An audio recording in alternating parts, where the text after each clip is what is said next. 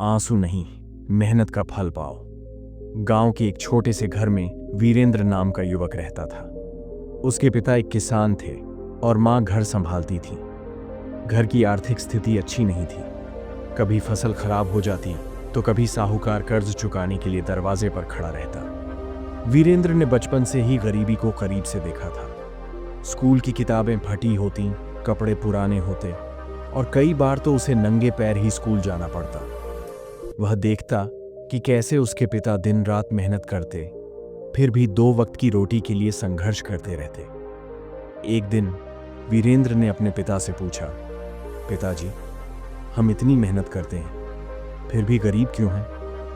पिता ने गहरी सांस ली और बोले, बेटा, मेहनत सब करते हैं, लेकिन अगर मेहनत सही दिशा में ना हो तो उसका फल नहीं मिलता। अगर हम सिर्फ मिट्टी खोदते रहेंगे और बीज नहीं डालेंगे तो फसल कैसे उगेगी? वीरेंद्र को उनकी यह बात समझ नहीं आई, लेकिन उसने ठान लिया कि अब वह सिर्फ रोएगा नहीं, बल्कि कुछ ऐसा करेगा जिससे उसकी गरीबी हमेशा के लिए खत्म हो जाए।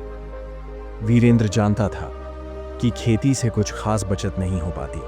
उसने सोचा कि उसे कोई नया काम शुरू करना चाहिए। गांव के पास ही एक शहर था जहां लोग अक्सर आते जाते थे। उसने फैसला किया कि वह एक चाय की दुकान खोलेगा। उसने अपनी छोटी सी बचत और कुछ उधार लेकर सड़क किनारे एक चाय का ठेला लगाया। शुरुआत में उसे बहुत मुश्किलें आईं। लोग उसकी दुकान पर नहीं आते थे। कुछ हंसते हुए कहते, गांव का लड़का बिजनेस क्या समझेगा।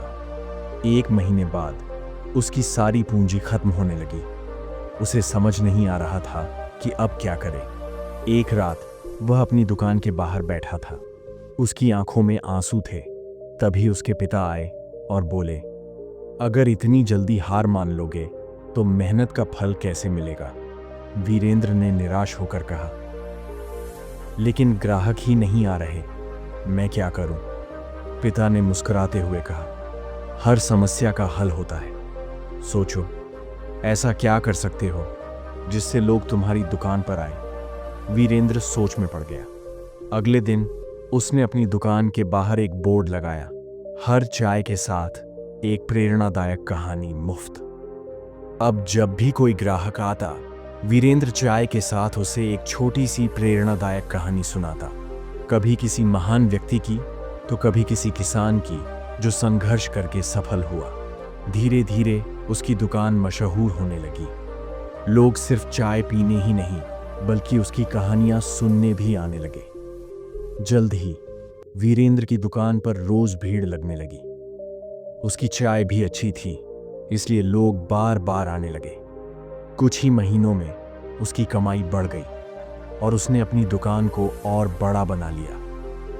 1 साल बाद वीरेंद्र की दुकान गांव में सबसे ज्यादा चलने वाली दुकान बन गई थी। उसने अपने ठेले को एक छोटे कैफे में बदल दिया।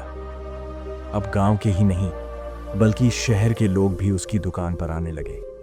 उसने नई नई चाय के फ्लेवर जोड़ दिए और कैफे में किताबें भी रख दी ताकि लोग वहां बैठकर पढ़ सकें।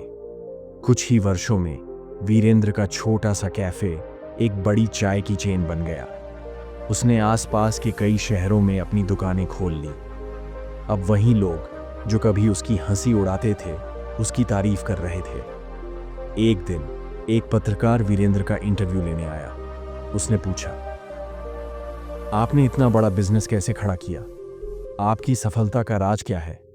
वीरेंद्र मुस्कुराया और कहा, अगर मैं हार मानकर आंसू बहाता रहता तो आज भी गरीब होता। मैंने आंसू नहीं बहाए बल्कि मेहनत की और मेहनत का फल पाया। अब वह खुद किसानों की मदद करता था, गरीब बच्चों को पढ़ने के लिए स्कॉलरशिप देता था और अपने गांव के लोगों को रोजगार देता था। सीख 1, रोने से हालात नहीं बदलते, मेहनत से बदलते हैं। 2, समस्या को रोकर मत देखो, उसे हल करने का तरीका सोचो। 3, अगर मेहनत सही दिशा में हो तो गरीबी भी अमीरी में बदल सकती है। 4, जो अपने सपनों के लिए हार नहीं मानते उन्हें सफलता जरूर मिलती है।